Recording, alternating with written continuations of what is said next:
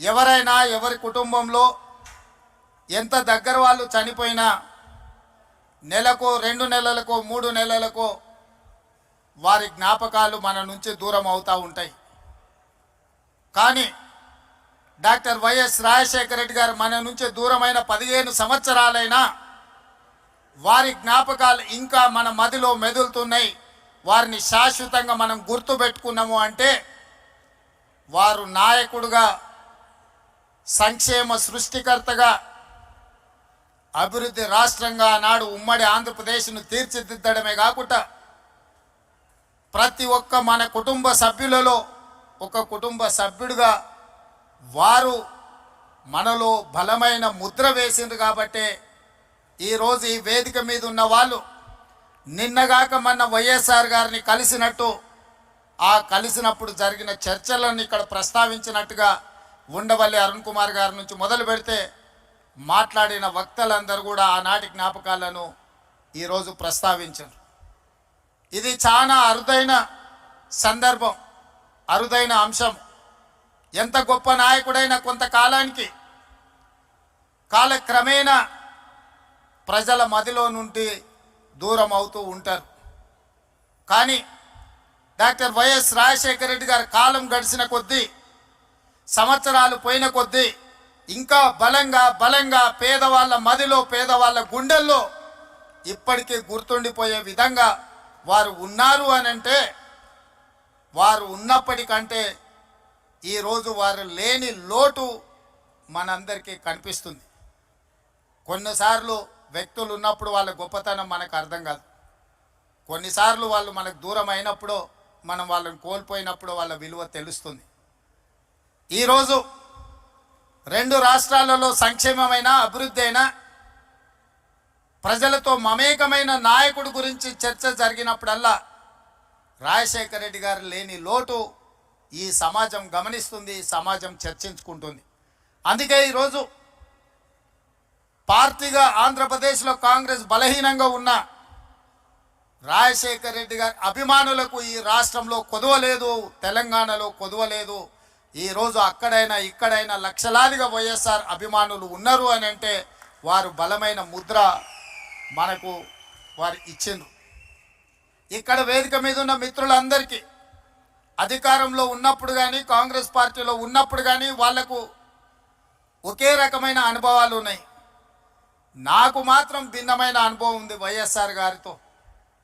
నేను మొదటిసారి 2007లో మొట్టమొదట స్థానిక సంస్థల నుంచి శాసన మండలి సభ్యుడిగా నేను కావచ్చు, మా మిత్రుడు భట్టి గారు కావచ్చు, లేదా మా గిడుగు రుద్రరాజు గారు కావచ్చు, లేదా పెద్దలు సిపిఐ నారాయణ గారు, వాళ్ళు ఎవరు ముఖ్యమంత్రిగా ఉన్నా, వాళ్ళతో కలిసి ఉన్నా, వాళ్ళతో కలిసి లేకపోయినా సమస్యల్ని గుర్తు చేసే విధానంలో మనమందరం చూస్తూ 2007 మొదటిసారి శాసన మండలి సభ్యుడిగా సభకు వెళ్ళినప్పుడు ఐఏఎస్కు, ఐపీఎస్కు ప్రిపేర్ అయ్యే వాళ్ళు కూడా రాత్రంతా చదివేవాళ్ళు నాకు తెలీదు. చదివితేనే ఐఏఎస్ అయ్యిండ్రో కాలేదో నాకు తెలీదు. కానీ శాసన మండలి సమావేశాలు వస్తున్నాయి అని అంటే సమస్యల్ని ప్రస్తావించాలని, సమస్యల లోతులను తడమాలని, వైఎస్ఆర్ దృష్టిని ఆకర్షించాలని, వైఎస్ఆర్ గారి ముందల బలమైన వాదనను వినిపించాలి అని రాత్రంతా చదువుకొని ఉదయం సరాసరి శాసన మండలికి వెళ్ళి వారి ముందు చాలా విషయాలను, ప్రభుత్వం తీసుకుంటున్న సంక్షేమ అభివృద్ధి కార్యక్రమాలను ప్రస్తావించి బలమైన వాదనను వినిపించే.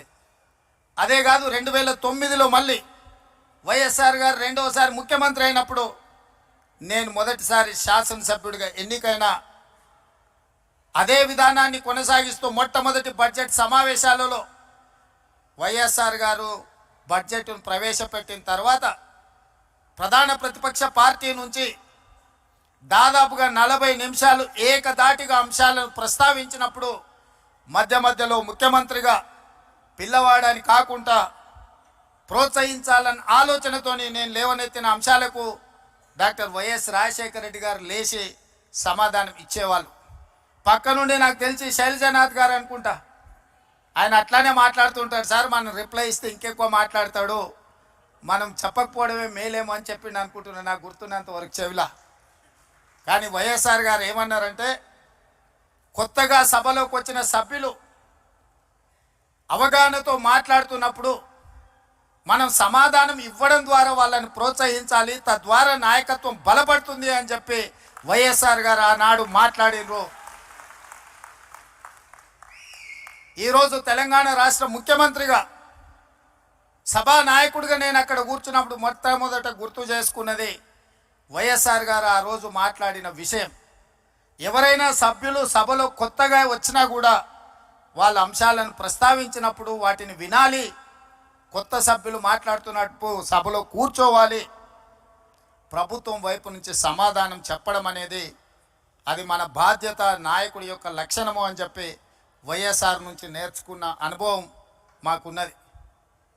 పాలకపక్షంలో ప్రభుత్వంలో సంక్షేమం అభివృద్ధే కాదు, ప్రతిపక్షంలో ఉన్నప్పుడు మన పట్ల వైఎస్ఆర్ గారు వ్యవహరించిన తీరు కూడా ఈరోజు మనం ఆదర్శంగా తీసుకోవాల్సిన అవసరం ఉన్నది. ఏదైనా ముఖ్యంగా కమ్యూనిస్టు సోదరులు కావచ్చు, ప్రతిపక్షాలు కావచ్చు, ప్రజల తరఫున అంగన్వాడీ వర్కర్స్ కావచ్చు, ఆశా వర్కర్లు కావచ్చు, రిక్షా కార్మికులు కావచ్చు, చిన్న చిన్న కార్మిక సంస్థల నుంచి కూడా ఏదైనా రిప్రజెంటేషన్ తీసుకెళ్ళినప్పుడు సాయంత్రం 4 గంటల నుంచి 6 గంటల వరకు ప్రతిపక్షాలతో, కార్మిక సంఘాలతో, రైతు కూలీ సంఘాలతో డాక్టర్ వైఎస్ రాజశేఖర రెడ్డి గారు సమయం ఇచ్చి వాళ్ళు ఇచ్చే విజ్ఞప్తులు తీసుకొని ఆ సమస్యల్ని పరిష్కరించేటందుకు ప్రయత్నం చేసేవాడు. ఉదయం ప్రజలు ఎవరు వచ్చినా ప్రజా దర్బార్లో వాళ్ళు ఇచ్చే విజ్ఞప్తులు తీసుకునేవాడు. ఆ విధంగా ప్రతిపక్ష నాయకుడిగానే కాదు, రాష్ట్ర ముఖ్యమంత్రిగా నాడు వారు ఒక చెరగని ముద్ర వేసింది. కాబట్టి ఈరోజు వేలాదిగా మీరు ఈరోజు ఇక్కడికి వచ్చి రాజశేఖర రెడ్డి గారి 75వ జయంతిలో మీరందరూ పాల్గొన్నారు. ఇవాళ ఈ రాష్ట్రంలో ప్రత్యేకమైన పరిస్థితులు ఉన్నాయి. దేశంలో ఏ రకమైన పరిస్థితులు ఉత్పన్నమైనవో ఈ రాష్ట్రంలో కూడా అలాంటి పరిస్థితులే ఉన్నాయి. దేశంలో ఉన్న పరిస్థితులను 2003 సంవత్సరంలో డాక్టర్ వైఎస్ రాజశేఖర రెడ్డి గారు ఇచ్చాపురం నుంచి, చేవెళ్ళ నుంచి ఇచ్చాపురం వరకు 1475 కిలోమీటర్లు ఎర్రటెండలో ఏ పాదయాత్ర అయితే చేసి ప్రజల దగ్గరికి వెళ్ళి ప్రజా సమస్యల్ని కనుక్కొని 2004లో ప్రభుత్వాన్ని ఏర్పాటు చేసి ప్రజలకు చేరువైండో, అదే స్ఫూర్తితో 20 సంవత్సరాల తర్వాత సరిగ్గా 2023లో రాహుల్ గాంధీ గారు డాక్టర్ వైఎస్ఆర్ గారి స్ఫూర్తితోని కన్యాకుమారి నుంచి కశ్మీర్ వరకు 4000 కిలోమీటర్లు మండు టెండల్లో, మంచు కొండల్లో పాదయాత్ర చేస్తూ ప్రజల దగ్గరికి వెళ్తూ ప్రజా సమస్యల్ని తెలుసుకుని ప్రజా సమస్యల మీద పోరాటం చేయడంతో కర్ణాటక రాష్ట్రంలో కాంగ్రెస్ అధికారంలోకి వచ్చింది, తెలంగాణ రాష్ట్రంలో కాంగ్రెస్ అధికారంలోకి వచ్చింది, హిమాచల్ ప్రదేశ్లో కాంగ్రెస్ పార్టీ అధికారంలోకి వచ్చింది. కేంద్రంలో 100 సీట్లు గెలిచి ప్రధాన ప్రతిపక్ష పాత్ర పోషించి ఈరోజు మొన్న జరిగిన పార్లమెంట్ సమావేశాలలో నరేంద్ర మోడీ గారిని మన నాయకుడు రాహుల్ గాంధీ గారు నిలదీసిన విధానం, ఆనాడు 99లో రాజశేఖర రెడ్డి గారు ప్రతిపక్ష నాయకుడు పోషించిన పాత్ర, ఈనాడు రాహుల్ గాంధీ గారు పోషిస్తున్న పాత్రను మనం పోల్చి చూసుకోవచ్చు.